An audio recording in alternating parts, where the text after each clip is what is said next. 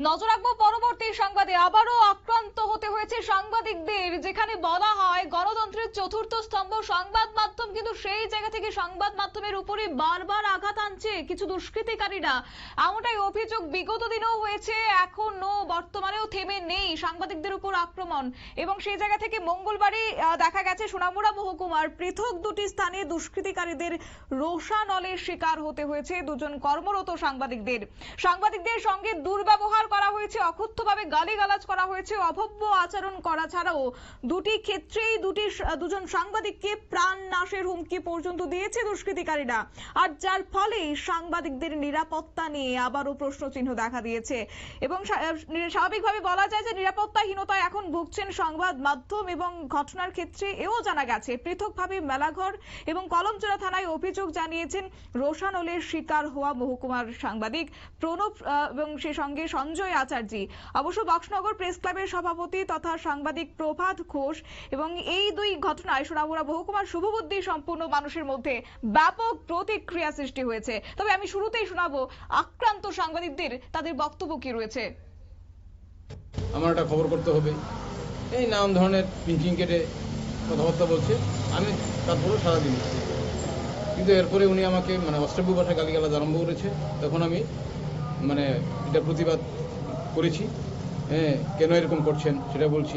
উনি আমাকে দেখে নেবে, প্রাণনাশ করবে, করে দেবে, আমারও একটা খবর করতে হবে, এক্ষুনি খবরটা ছাপাতে হবে, এই ধরনের নানা ধরনের অনাহত কথাবার্তা বলছে বাজার মাঝখানে। ঘটনাটা এটাই। এবং পরবর্তী সময়ে আমি মেলাঘর থানায় ওনার নাম ধাম দিয়ে একটি অভিযোগ দায়ের করি এবং নিরাপত্তার অভাব অনুভব করছি। উনি যে কোনো সময়ই এরকম করতে পারে।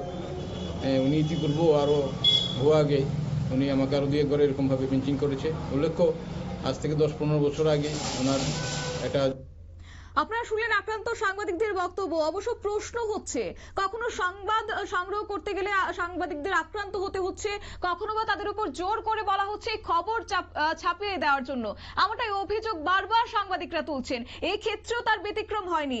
আরো একবার জানিয়ে রাখি, যেখানে বলা হচ্ছে এই ঘটনা সোনামুড়া মহকুমাধীন মেলাঘরের ঠাকুরপাড়া চৌমুহনী এলাকায়। অবশ্য দৈনিক সংবাদ পত্রিকার কর্মরত প্রবীণ সাংবাদিক এবং পত্রিকায় এজেন্ট সঞ্জয় আচার্যি সকাল প্রায় 10:30টায় পত্রিকা বিতরণ করতে গিয়েছিলেন।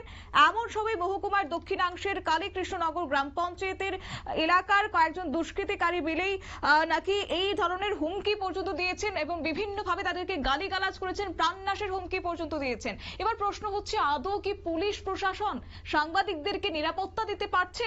যাই হোক, পুলিশের পক্ষ থেকে কি বক্তব্য রয়েছে শুনুন।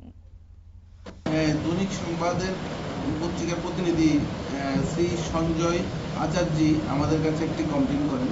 সকাল অনুমান 10টা নাগাদ উনি যখন পত্রিকা বিতরণ করছিলেন, ওই মুহূর্তে ঠিক ঠাকুরপাড়া চৌমুহনী এলাকায় ওনাকে একজন লোক শ্রী কান্তি সরকার, বাড়ি হচ্ছেন গিয়ে কালীকৃষ্ণনগর যাত্রাপুর পিএসের আন্ডারে, ওনার সাথে খুব খারাপ ব্যবহার করেছেন এবং ওনাকে হুমকি দিয়েছেন, প্রাণনাশের হুমকি দিয়েছেন, এই ধরনের কমপ্লেন করেছেন।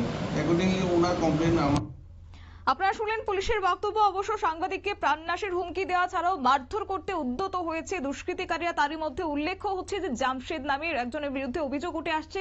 স্থানীয়দের হস্তক্ষেপে সাংবাদিক প্রভাত ঘোষ রক্ষা পান এবং পরবর্তী সময় কলমচড়া থানায় অভিযোগ দায়ের করেছেন।